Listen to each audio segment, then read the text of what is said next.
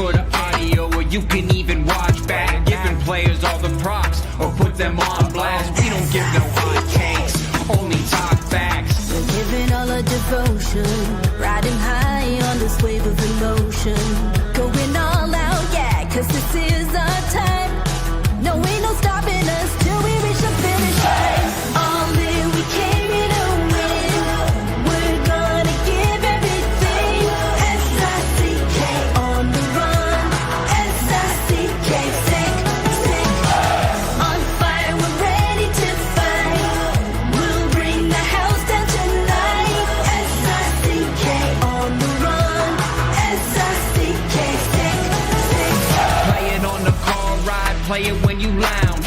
X and O, you know that we can hold it down. Shout out to my man Sammy, got it off the ground. And to all the listeners tuned in right now, got debates, analysis, and speculation. This is sports talk for the new generation. You know where to find us, got a reputation. Sick podcast, your #1 sports destination. Giving all our devotion, riding high on this wave of emotion. Going all out, yeah, cause this is our time.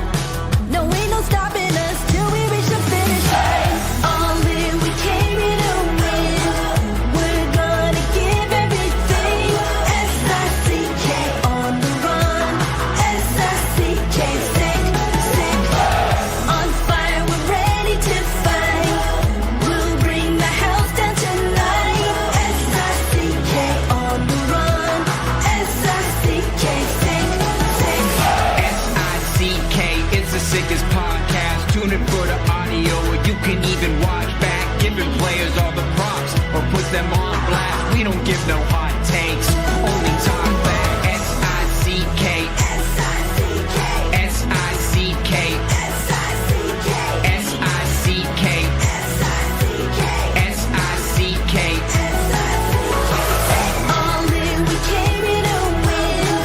We're gonna give everything. S-I-C-K on the run. S-I-C-K, sick. S-I-C-K is the sickest podcast. Tune in for the audio, or you can even watch back. Giving players all the props, or put them on blast. We don't give no hot takes, only talk facts. We're giving all our devotion, riding high on this wave of emotion. Going all out, yeah, cause this is our time. No, ain't no stopping us till we reach the finish line. All in, we came here to win. We're gonna give everything. S-I-C-K on the run. S-I-C-K, sick. On fire, we're ready to fight. We'll bring the house down tonight. S-I-C-K on the run. S-I-C-K, sick. Play it on the car ride, play it when you lounge. X and O, you know that we can hold it down. Shout out to my man Sammy, got it off the ground. And to all the listeners tuned in right now, got debates, analysis, and speculation. This is sports talk for the new generation. You know where to find us, got a reputation. Sick podcast, your #1 sports destination. Giving all our devotion, riding high on this wave of emotion. Going all out, yeah, cause this is our time. No, ain't no stopping us till we reach the finish line. All in, we came here to win. We're gonna give everything. S-I-C-K on the run. S-I-C-K, sick. On fire, we're ready to fight. We'll bring the house down tonight. S-I-C-K on the run. S-I-C-K, sick. S-I-C-K is the sickest podcast. Tune in for the audio, or you can even watch back. Giving players all the props, or put them on blast. We don't give no hot takes, only talk back. S-I-C-K, S-I-C-K, S-I-C-K, S-I-C-K, S-I-C-K. S-I-C-K. Turn up your volume. Because you're about to listen to The Sick Podcast. With Tony Marinaro. 55 seconds left in the penalty, a minute and 27 seconds left in regulation time. Boston 4, Montreal 3. Lafleur coming out rather gingerly on the right side. He gives it into Lemaire, back to Lafleur. Oh! The sickest Montreal Canadiens podcast. You're in the ball! Sports entertainment like no other. Rejoint, on lui fait perdre la rondelle, une passe devant. Et c'est le dégagement et ce sera la victoire des Canadiens. Stanley pour les Canadiens, le 23e de l'histoire. You found the dogs! John, you found the dogs! He found the dogs! And all together, they worked a young team to the top. And now, a 24th Stanley Cup banner will hang from the rafters of the famous Forum in Montreal. The Canadiens win the Stanley Cup! Brought to you by Energy Transportation Group. Driven to be different. La Vida Tibi. Embrace your true nature. And Playground, your premier gaming destination. It's gonna be sick. Marinaro, the Sick Podcast on this Monday, August 11th. Thanks for watching on YouTube, on Facebook, and on Twitter. Very much appreciated. I gave Pierre McGuire a call, and I said, Pierre, we're going to talk Montreal Canadiens hockey. You in the mood for that? He said, absolutely. I said, on the podcast? He said, yes, of course, for sure. I said, Pierre, where do you think we go today? And he says, well, you know what, Tony, today is August 11th, and Pro Camp is probably about a month, 5 weeks away. So why don't we do this? Why don't we talk about where the Montreal Canadiens stand right now? Because, of course, there was some movement in the National Hockey League in the offseason. Some teams wanted to accomplish more than they actually accomplished. The Canadiens accomplished a bit, but let's be honest here. In an ideal world, they would have gone out, acquired that number 2 centerman, and then they would have really taken care of business. But it's something that is still being looked at, of course, on a daily basis. But there's other teams that also have to reinforce their team. Some teams have strengths. Obviously, some teams have weaknesses. And we're going to talk about where the Canadiens stand right now, because for some, it's a given that the Montreal Canadiens made the playoffs last year, means that they're going to make the playoffs for this upcoming season. But we have to take a look at where other teams are, and the teams that missed out on the playoffs last year, have they got themselves to a point where they're so much better where they'll make the playoffs this year? And the teams that made the playoffs last year, will they take a step back and actually end up missing the playoffs this year? Without further ado, let's bring him in. He is the co-host of the Sick Podcast, The Eye Test, Pierre McGuire. How are you? Excellent, Tony. How you doing?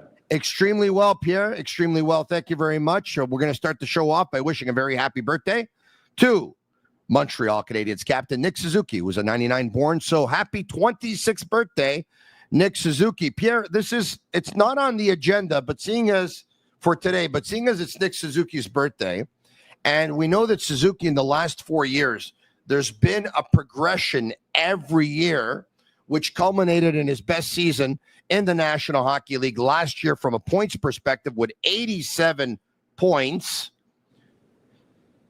Does he have what it takes to hit the 100-point mark, Pierre? Oh, 100%. I think part of that, too, is I've heard a lot of people talk about this, Tony. I think it's important. Lane Hudson's addition to the power play in Montreal really helped Nick Suzuki. And the evolving play of Patrick Laine and the power play helped Nick Suzuki. So I think the Canadiens' power play doesn't get worse. I think it gets better, especially after trading for, Noah Dobson. So I think Nick Suzuki is going to get to 100 points if he stays healthy. I stand corrected, by the way. I said 87. He actually had 89, but continue, please. No, I knew where you were going. It's okay. Yeah. But I think the biggest thing, Tony, is that this guy is a dominant player in all 3 zones. He's really good in his own zone.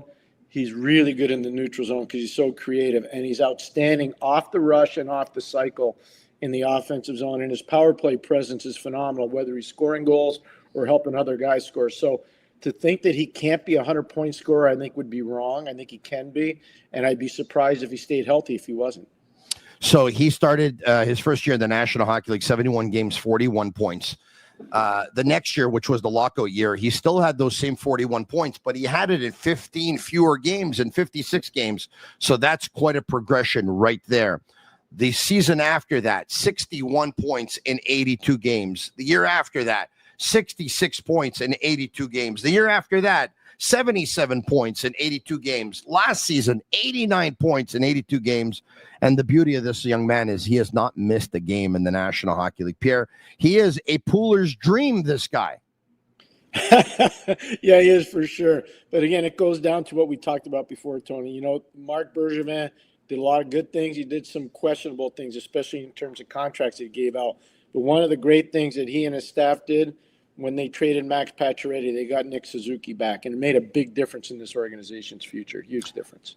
To Marc Bergevin's credit, he told me, and I had a chance to speak to him after he was relieved of his duties from the Canadiens. I think, or I don't know if I spoke to him once, anyway, or it was around that time. And he said to me, he said, Tony, I feel good about something. And that is Nick Suzuki will lead the Montreal Canadiens as their number one centerman for a very, very long time. So he goes, they're in good hands in that respect. And he was right about that. He was definitely right about that. I didn't look at. I haven't talked to Mark about the acquisition of Nick Suzuki, but I know what I said on a bunch of different shows, especially at the national level when Montreal got him. I said, I think even though Vegas really wanted Max Pacioretty, the truth of the matter is Montreal made out really well in that deal. Yeah. Like anybody that had seen Nick, whether it was in junior hockey, whether it was playing World Junior, whether it was playing a little bit in Vegas in preseason games in particular, you knew the kid was going to be really special. So give Montreal a lot of credit on that one, especially Marc Bergevin and his pro scouts. Yeah. Also, congratulations to a gentleman. There was a nomination earlier this morning, and we found out courtesy of Les Saguenayens de Chicoutimi that their video coach of the last two seasons, Henrik Corneau, has moved on and to the Montreal Canadiens, which, Pierre, we're talking about a 30-year-old gentleman who is highly regarded in the province of Quebec, moving up the ranks as a real good hockey mind. And I know that this is something that has always been important to you. You talked about it when you were interviewed for the vacant GM job of the Montreal Canadiens back in the day when Marc Bergevin was appointed, that you didn't want to miss out on any Quebec talent, whether it be on the ice or off the ice. It was really important, and I told Jeff Molson this, I told Kevin Gilmore this, and I told Serge Savard this, along with Michael Landauer when I went through the interview process. I think I had 3 interviews with them, and the last one was at the Airport Marriott Hotel at Dorval. And one of the things I stressed was we need to know whether it's the best trainer in the Quebec Major Junior League, whether it's the best video coach in the Quebec Major Junior League, whether it's the best assistant coach, whether it's the best head coach. We need to know that league better than anybody else. We're not letting any of the top talent. There'll be no brain drain as far as the Montreal Canadiens go when it comes to identifying Quebec-born and raised talent. And I think the Canadiens have done a good job of that. You know, Stéphane Robida is one of those guys. Marty St. Louis is one of those guys. Now, I know one is higher profile than the other. But if you look at it, the Canadiens have done a really good job identifying the need to keep homegrown talent. And I admire this young man. I think it's great. It's a huge step up from Major Junior to the NHL. But clearly they saw something in him, and I'm so happy for him. It's great. The Sick Podcast is brought to you in part by Playground. If you haven't really played poker until you've played at Playground, voted Fan Choice Best Poker Room at the 2025 Global Poker Awards. Enjoy free drinks and every table, free food at all cash games and daily tournaments, plus the biggest events in the game, like the World Poker Tour and the World Series of Poker Circuit, landing at Playground August 18. Don't miss your shot. The world record Bad Beat Jackpot now closing in at $1 million, just minutes from downtown Montreal across the Mercier Bridge. This is Playground. Also brought to you in part by Bittt Tibi. They launched their new Ultra Lager, refreshing thirst-quenching beer, perfect for the summer. Only 90 calories, 2 grams of carbs, 4% ABV per can, available in a pack of 6 and 12 in grocery stores all around the province of Quebec. Ultra light and ultra refreshing. I'll give you one more for now, and that is Accent Insurance Solutions. You know, all insurance isn't created equal. You know where to find the right solution for you. Accent Insurance. Accent doesn't sell insurance. They shop insurance for you to find the right product right on the money. Whatever your insurance needs, home, automobile, or business, visit their website, www.accentassurance.com. You can jot down their number and give them a call tomorrow at 514-363-3636. Pierre, we talked about what the topic's going to be today, and that is where the Montreal Canadiens stand as we speak on this Monday, August 11th. I want to bring up, first of all, the Atlantic Division. All right, so let's bring it up where they finished last year. We see here Toronto led the Atlantic with 108 points. Tampa Bay had 102. Florida had 98. Ottawa had 97. Montreal 91. Detroit 86. Buffalo 79, Boston 76.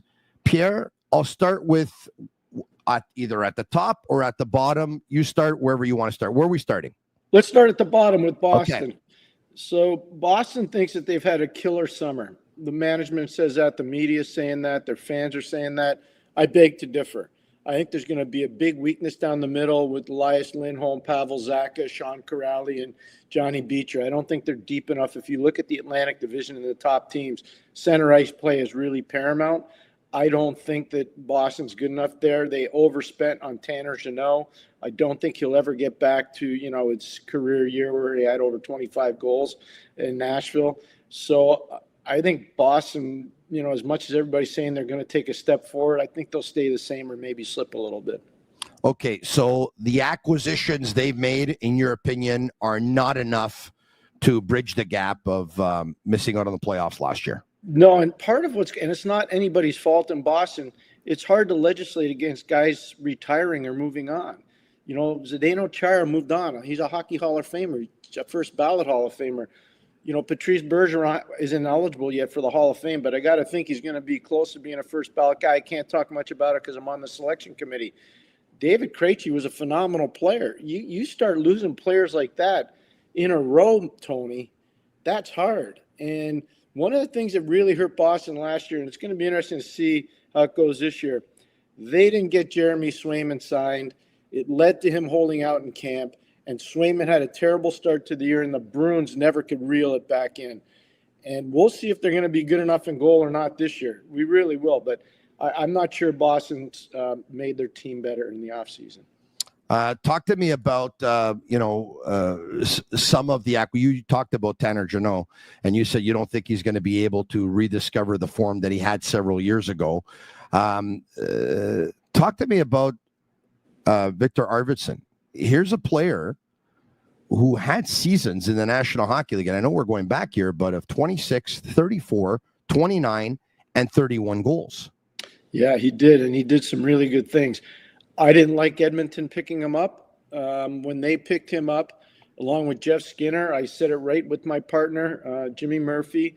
Edmonton's exposing themselves to offer sheets. They're going to put themselves in a big bit of problem, and they did.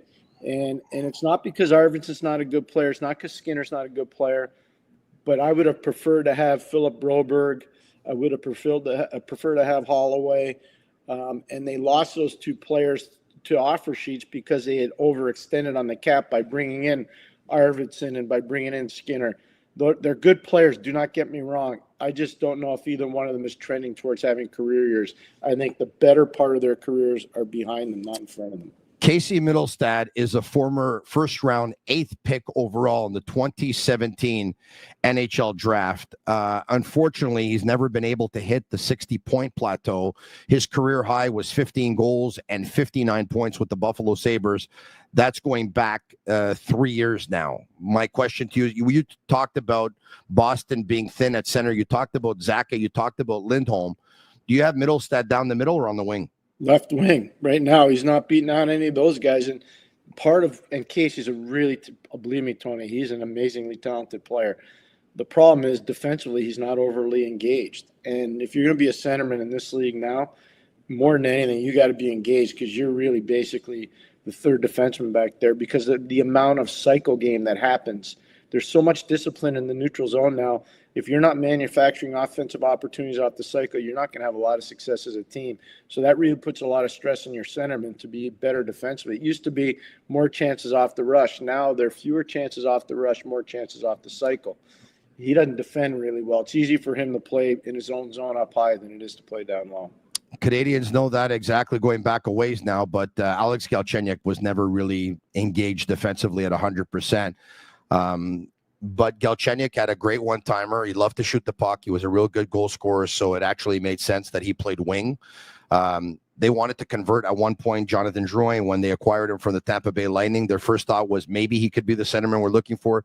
They quickly realized that his defensive play, his 200 play wasn't nearly good enough, so they had to shift him to the wing as well. So they're going through that with Mittelstadt. So the Boston Bruins, Pierre, in your opinion, missed the playoffs last year, will miss the playoffs again this year? Oh, yeah, I think they will miss the playoffs this year, yeah.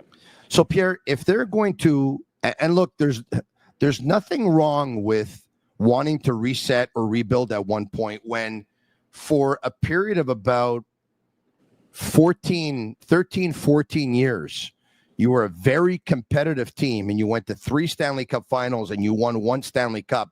I call that mission accomplished, right? That's a very good 15-year cycle. Any team in the National Hockey League would take that.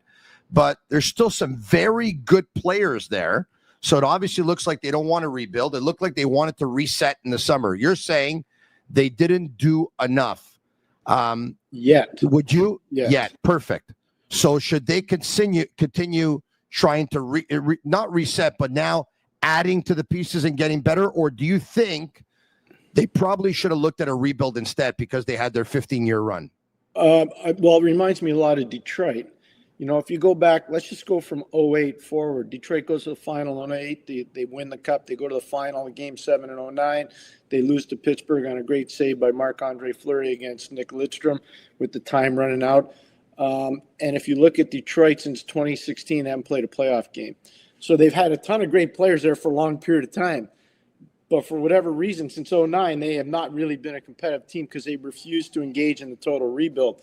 Now Steve Yzerman goes there to pick up the pieces, and everybody's pointing their finger at him. The problem is that Steve's doing his best to get this thing rebuilt on the fly without a lot of pain. And so, you know, they're just a couple points or 10 points ahead of Boston in the standings last year. They're kind of in the same situation as Boston, and they're desperately trying to make their team better on the run. They really are. They're desperately trying to do that. Pierre, one team that's desperately trying to get out of the cellar is obviously the Buffalo Sabres. They've been building through the draft. They've been trying to stockpile as many real good defensemen as they can. But they have a team that obviously is not short of talent, Pierre. Up front, Tage Thompson, Yuri Kulich, who's slated to make the jump on a full-time basis, Zach Benson, Josh Norris, who came over from the Ottawa Senators, Jack Quinn. Let's see if he can start scoring some goals and stay healthy. You got Tuck, you got Zucker, you got Peyton Krebs on defense. You got Byram. You got Dahlin. You got Owen Power. You got Michael Kesselring that they acquired in that deal. Pierre, are they A, deep enough, B, well coached enough, and C, going to be able to play consistent enough hockey for a core that has known the cellar and nothing but the cellar for the longest time? Well, first of all, I think they're well coached enough. Lindy Ruff's a really good coach, Tony. I coached against him. He was an assistant to Roger Nielsen when he started his coaching career. I was a head coach in the league. Lindy Ruff really knows what he's doing. He's a tremendous coach. I have a ton of respect for Lindy, both as a person and as a coach. So I think you just answered my next. He's evolved enough. You believe? Oh yeah, he's okay. more than capable. Yes, he's more than capable of Okay. being an elite coach in the league still. Here's where I think they have a problem. You just talked about Michael Kesselring coming over in the J.J. Peterka trade. Yes. And they're hoping that Michael Kesselring is going to be able to play with Owen Power in a tandem that's going to be a shutdown tandem. They really haven't had a stabilizing tandem there in a long time. Dahlin's not a stabilizing player. Dahlin is an offensive get-up-and-go kind of defenseman. Yes. He's really good, Tony. And you know what? He's an elite person, and he's an elite skater, and he's a big athletic body. He needs help around him. I don't know if they have enough on the back end. Being able to keep Bowen Byram was good for them. Michael Kesselring is going to have to play as well or better than what he did last year in Utah. I've been watching this kid play since he played at the New Hampton school when he was a kid in New Hampshire. So I've known his game a long time. He's going to have to do the same thing, grow from what he did last year. And Owen Power is going to have to be a whole lot better. Do they play as big as they are? I'm talking about Power and Kesselring. Kesselring can. Owen Power needs to. You talked about their forwards. Their forwards are good. They're going to have to decide, are they playing Tage Thompson at center or are they playing Tage Thompson on the wing? What are they planning on doing with some of their players? Are they going to get Tuck signed or is it going to be a battle all year to get Tuck signed? They got some work to do there. I don't think Buffalo will be a playoff team because they're in an unbelievably difficult division, but I do think they'll be better than 79 points this year. I'm going to answer your question. I think they have to play Tage Thompson at center. Like they're like the NHL is a very competitive league. Like you're going to go into the league with Josh Norris as what? As your number one, or Kulich as your number one? Like you're going to need to go with Thompson and Norris. Correct me if I'm wrong. No, I agree with you. So I know Josh Norris really well as a person, as a player. I worked with him in Ottawa. Josh is a tremendous kid, and he's a very good player. He's an elite. He's an elite 3. He's a good 2. Correct. He's a pass by on a 1. He's not a number 1 in the league. He's just not. If he's your number 1, you're not making the playoffs, with all due respect to him. I don't think so. Yep. The Detroit Red Wings, is this going to be the year? They were 5 points behind the Montreal Canadiens last year, who made the playoffs. Pierre, is this going to be the year that Detroit finally makes the jump? I got to tell you, with all due respect to Steve Yzerman, who put together the framework, I think, for what happened in Tampa and set up Julien Brisebois staff for many years to come. I think they did a real good job there. The jury is out on Yzerman in Detroit, Pierre. Oh, it's on the whole staff. It's not just Steve. It's the whole staff. It's only so many times you can fire your coaches. Yeah, that's what I mean. So Todd McClellan's got a lot of work to do there. But here's the thing. Marco Kasper's an evolving star. He's an Yzerman guy. Right, and John Gibson they acquired, so he's an Yzerman guy. They acquired him from Anaheim in goal. They finally have stability in goal. They went out and signed JVR. I don't think he's a first-line player anymore in the league, but I do think he can give you some offense from a depth position. Yeah. But where I think they're going to be short is on defense. I still think they're going to be short on defense, and if you're short on defense and you get a massive amount of injuries in this division, I don't know if you're going to make the playoffs. Again, I think they'll improve over 86 points. But are they going to improve enough to make the playoffs? I don't think so, because injuries happen, and I just don't think they're deep enough on defense. All right, okay. It'll be interesting, of course, to see. You're right. I mean, Moritz Seider really stands out there, of course, and Simon Edvinsson, I think, has a lot of talent. But Ben Sherratt and Albert Johansson and Eric Gustafsson and Jacob Bernard Docker, Pierre, it's not good enough. That's why I'm saying they're short on D, and they are. And I know they know that. Steve Yzerman's not silly. He knows that. He understands that.